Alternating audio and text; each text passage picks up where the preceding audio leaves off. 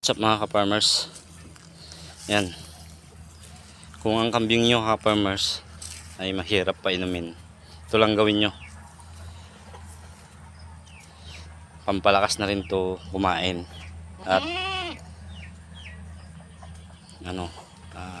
talagang iinom sila. Kung ayaw man nila sa una, pilitin natin silang uminom. Isubsob natin dyan para matikman nila yung lasa. Yan, darak. Naglalagay ako ng kunting darak.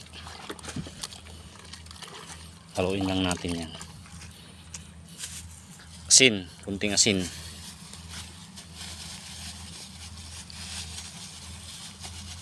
Sigurado ubos yan, tubig na yan, yung tinimpla natin na yan. Tsaka molasses. Ayan na, molasses natin. Bigyan natin ng konti.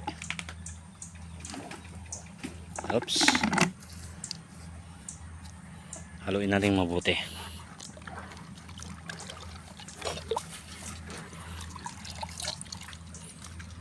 Sigurado simot na simot yan. Yan, ilalagay na natin to ka-farmers. Ito. Oops. Ayan. Ayan nyo. Siksikan sila. Malit lang kasi yung timbay. Dapat na painuman batya. Mayroon pa siya sa batya. Napak-apakan nila.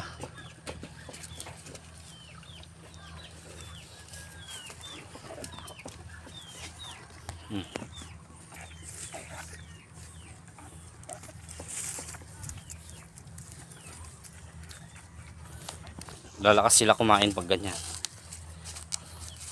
Malakas sila uminom. Agawan sila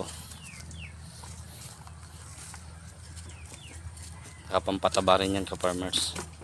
Ito lang gawin mo ka-farmers kung mahirap sila pa inumin. Ayun yung isang kambing na yon. Mahirap yan uminom. Lalo dati nung bagong dating sa akin to. Naswap lang kasi ta akin to